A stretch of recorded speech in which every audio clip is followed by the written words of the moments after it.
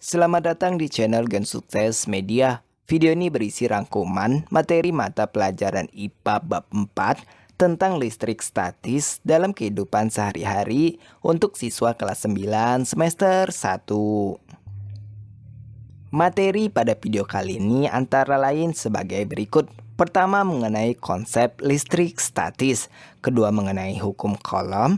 Ketiga, mengenai medan listrik.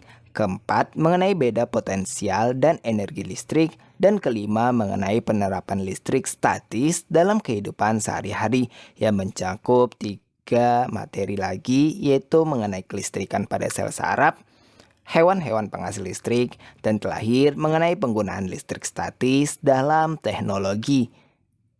Kita mulai rangkumannya sebagai berikut. Konsep listrik statis.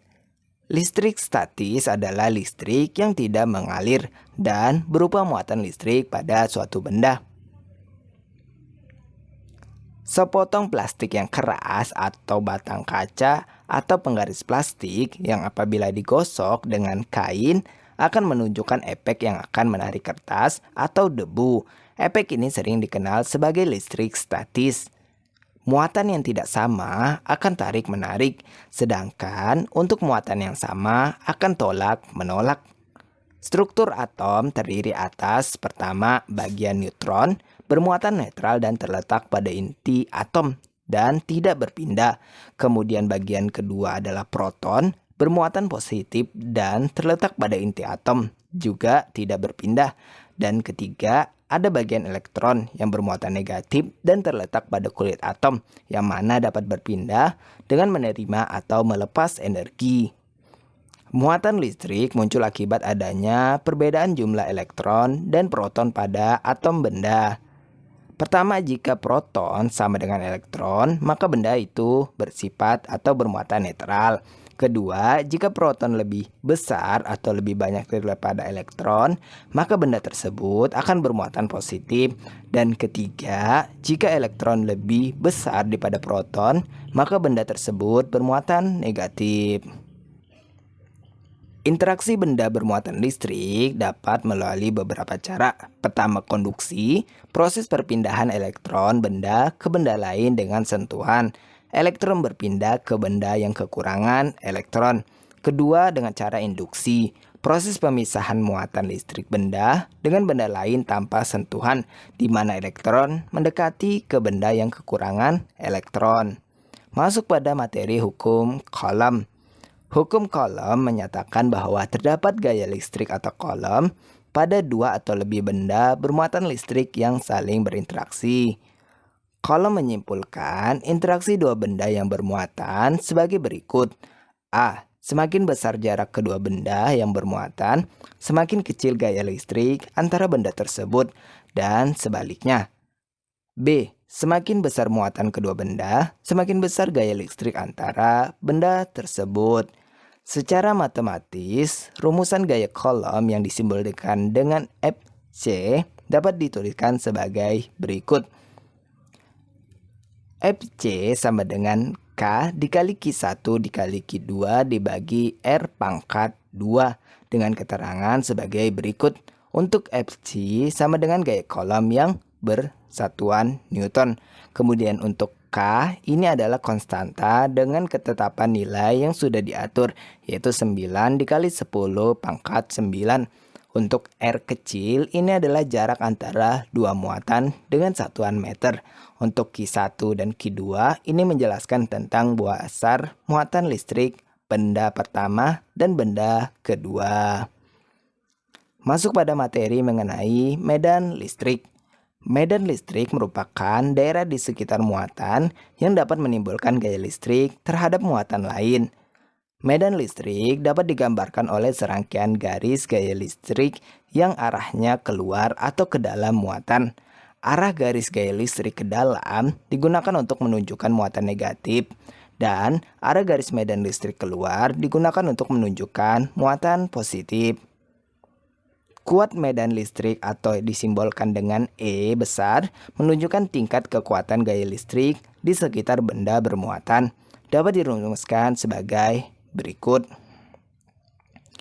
Pada muatan uji, rumus untuk mencari E atau kuat medan listrik adalah E sama dengan K dikali Q besar dikali Q0 dibagi R pangkat 2 dan kemudian dibagi dengan Q0. Dengan rumus ini dapat disimpulkan bahwa besar muatan medan listrik pada suatu titik yang berjarak R dari muatan Q adalah sebagai berikut, yaitu E atau kuat medan listrik sama dengan K dikali Q besar dibagi R pangkat 2 dengan keterangan sebagai berikut. Untuk E menjelaskan tentang kuat medan listrik dengan satuan Newton per kolom. Untuk F ini adalah gaya kolom dengan satuan Newton. Untuk Q besar adalah besar muatan listrik dan Q0 adalah besar muatan uji, dan R kecil adalah jarak titik terhadap muatan sumber yang satuannya adalah meter. Masuk pada materi beda potensial dan energi listrik. Energi potensial listrik atau yang disimbolkan dengan EP adalah energi yang dimiliki suatu benda bermuatan bila didekatkan suatu muatan uji. Rumusnya adalah sebagai berikut. EP sama dengan K dikali Q besar dikali Q kecil dibagi R, di mana Q besar adalah muatan listrik, Q kecil adalah muatan uji, dan R adalah jarak antar muatan. Besarnya beda potensial listrik dapat dihitung dengan membandingkan besar energi listrik yang diperlukan dengan jumlah muatan listrik yang dipindahkan, yaitu dapat digambarkan dengan rumus sebagai berikut. Delta V sama dengan W besar dibagi Q besar, dengan keterangan delta V ini adalah beda potensial listrik yang satuannya volt, W besar adalah energi listrik dengan satuan joule, dan Q besar ini adalah muatan listrik yang satuannya coulomb. Lanjut pada penerapan listrik statis dalam kehidupan sehari-hari. Pertama, kelistrikan pada sel saraf. Tubuh kita dapat menunjukkan adanya gejala kelistrikan, khususnya pada saraf yang disebabkan adanya impuls yang merupakan sinyal pada sel saraf. Kelistrikan pada tubuh hanya berkaitan dengan komposisi ion yang terdapat dalam tubuh, bukan listrik yang mengalir seperti pada kabel listrik di rumah-rumah. Sel saraf menghantarkan impuls karena terjadi pertukaran ion-ion di dalam dan di luar membran sel saraf. Pertukaran ion tersebut tidak dapat terjadi begitu saja tanpa adanya rangsangan. Rangsangan yang cukup kuat dapat mengaktifkan pompa ion sehingga menyebabkan terjadinya pertukaran ion. Saat sel saraf tidak menghantarkan impuls, muatan positif Na+ melingkupi bagian luar membran sel. Pada kondisi demikian, membran sel saraf bagian luar bermuatan listrik positif dan membran sel bagian dalam bermuatan listrik negatif. Berikut ini adalah gambaran mekanisme aliran impuls listrik pada sel saraf manusia. Masuk pada subbab materi kedua mengenai hewan-hewan penghasil listrik. Seperti manusia, hewan juga menghasilkan listrik sebagai impuls rangsangan dalam tubuhnya untuk menanggapi rangsangan, bergerak, berburu mangsa, melawan predator, atau bahkan navigasi. Pada umumnya arus listrik yang dihasilkan sangat lemah, tetapi ada beberapa hewan yang dianugerahi keistimewaan oleh Allah Azza wa Jalla sehingga mampu menghasilkan arus listrik yang sangat kuat. Berikut adalah hewan-hewannya.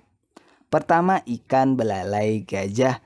Ikan ini dilengkapi dengan organ khusus yang disusun oleh ribuan sel elektroplas pada bagian ekor yang mampu menghasilkan listrik statis bertegangan tinggi. Arus listrik akan muncul pada saat otot ikan berkontraksi, dan pada saat yang bersamaan ikan akan mampu mendeteksi keberadaan predator dan mangsanya. Ada ikan pari listrik. Ikan pari listrik mampu mengendalikan tegangan listrik yang ada pada tubuhnya. Kedua sisi kepala ikan pari listrik mampu menghasilkan listrik. Ketiga, ada hiu kepala martil. Hiu kepala martil memiliki ratusan ribu elektroreseptor atau sel penerima rangsangan listrik. Hiu kepala martil biasa menggunakan kemampuan mendeteksi sinyal listrik untuk mengetahui letak mangsa di bawah pasir, menghindari keberadaan predator, dan untuk mendeteksi arus laut yang bergerak sesuai medan magnet bumi. Keempat ada Echidna. Echidna memiliki moncong memanjang yang berfungsi sebagai pengirim sinyal-sinyal listrik untuk menemukan serangga atau mangsanya. Elektroreseptor Echidna terus-menerus dibasahi agar lebih mudah untuk menghantarkan listrik. Kelima ada belut listrik. Belut listrik dapat menghasilkan kejutan tanpa lelah selama 1 jam. Sidat listrik atau belut listrik ini adalah jenis ikan air tawar yang dapat menghasilkan aliran listrik kuat untuk berburu dan membela diri. Besarnya jumlah energi listrik yang dihasilkan diyakini dapat menyebabkan kematian pada manusia dewasa. Terakhir ada lele listrik. Lele air tawar yang berasal dari perairan tropis di Afrika ini memiliki kemampuan untuk menghasilkan listrik hingga sebesar 350 volt. Masuk pada subbab materi terakhir mengenai penggunaan listrik statis dalam teknologi. A. Pengendap elektrostatis pada cerobong asap. Pengendap elektrostatis berfungsi untuk membersihkan gas buangan yang keluar melalui cerobong asap agar tidak mengandung partikel-partikel kotor yang dapat mencemari udara. Komponen utama yang ada pada alat ini adalah kawat yang bermuatan negatif dan plat logam yang bermuatan positif. Pada saat asap kotor melewati kawat, beberapa partikel abu akan bermuatan negatif. Setelah itu, plat logam yang bermuatan positif akan menarik partikel abu tersebut sehingga membentuk jelaga yang mudah dibersihkan. Teknologi kedua adalah pengecatan mobil. Butiran cat mobil akan bermuatan listrik ketika bergesekan dengan mulut pipa semprot dan udara. Butiran cat tersebut akan tertarik ke badan mobil apabila badan mobil diberi muatan yang berlawanan dengan muatan cat. Teknologi ketiga ada mesin fotokopi. Selain menerapkan konsep optik, mesin fotokopi juga menerapkan konsep listrik statis. Komponen utama pada mesin fotokopi yang menerapkan listrik statis adalah penggunaan toner atau tempat bubuk hitam halus. Toner sengaja dibuat bermuatan negatif sehingga mudah ditarik oleh kertas yang bermuatan positif. Demikian rangkuman materi mata pelajaran IPA bab 4 tentang listrik statis dalam kehidupan sehari-hari untuk siswa kelas 9 semester 1. Semoga video kali ini bermanfaat. Sampai jumpa di video lainnya. Jangan lupa untuk klik like, subscribe, dan tekan lonceng notifikasinya agar kalian mendapatkan pemberitahuan saat Gen Sukses mengupload video baru nantinya. Terima kasih.